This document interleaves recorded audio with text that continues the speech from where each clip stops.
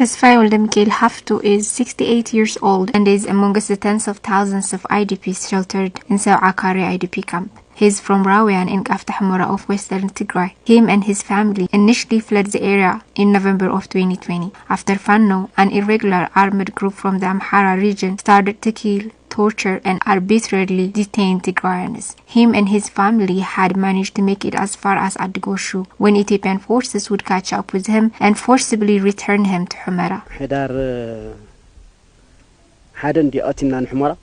Fano entered Humera on November 10th of last year. They were beating, torturing, and detaining Tigrayans. We ran away to Adgoshu, where Ethiopian National Defense Forces caught up with us. They beat us and returned us back.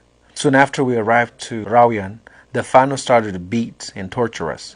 They would use sticks with rough edges on our neck to press us against the floor. They would take our property, our money. They would call us junta, weed, TPLF cancer, and more. And we couldn't do anything. After Ethiopian forces returned him to Rawian, Tesfaye says he wasn't able to leave for close to a year. For all that period, he tells us there was no regular administration and the Fano would beat, kill or steal from Tigrayans as they wished.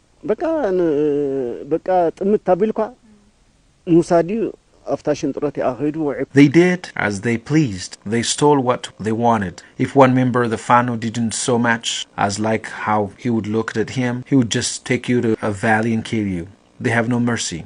And there was no one to hold them accountable. We just prayed that we do not fall at their hand. Tesfaye says a year later, on November 25, Tigrayans in the community were called to a meeting. After they all gathered, the Amhara forces would arrest them. The following day, they were loaded onto trucks and taken to Tekeze River east of Rawian.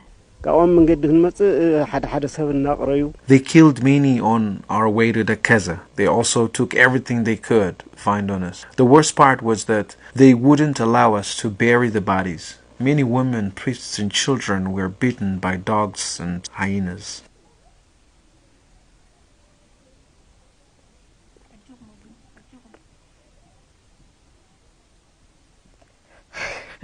After managing to cross the Tekeze River, Tesfaye and his neighbors would go to the Debit. Once they arrived, they were divided into two groups. One would stay in the IDP camp in the Debit, and the other group that included Tesfaye himself would go to Hizat. Just a few months later, a deadly airstrike by Ethiopian forces would take the lives of dozens of IDPs. Tesfaye, due to the communications blackout, cannot communicate with his neighbors, but wonders about their well-being.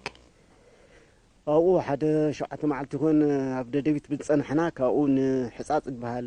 stayed in the IDP camp in Dedebit for 7 days before they divided us into two. We were taken to Hizat. The rest stayed there, and they were there when the airstrike took place later. Tesfaye would stay in the IDP camp in Hizat for 4 months. For much of that time, Tesfaye says there was very little to eat. In Hizat, we stayed in a camp built for Eritrean soldiers. I stayed there for 4 months. We hadn't brought anything with us from home, and there wasn't enough food there. When we could no longer take the hunger, we decided to come to Maqala. We arrived here on March 27th of 2020. After his long and gruesome travel to Maqala, Tesfaye is still yet to access to most items like food or medication. Back home I was healthy. In Hizat, we were trying to build a shelter, and a piece of wood fell on my eye. My vision is now blurry. If I had access to medication, I think I would have been okay, but I don't. They can only give me droplets, and they are not of much help. The rainy season, according to Tesfaye, is likely to bring its more trouble. The tents housing the IDPs at the camp are fragile and are sure to collapse soon. It's clay soil beneath us. When it rains and the wind can easily blow away the plastic rooms. This is a big problem. These plastic rooms were built to house human beings. They are not strong enough. They have already started to collapse. The world has known what is unfolding in Tigray, but what I can't understand is why they would do anything. We've been crying for help for 2 years now, and there's no one to help us.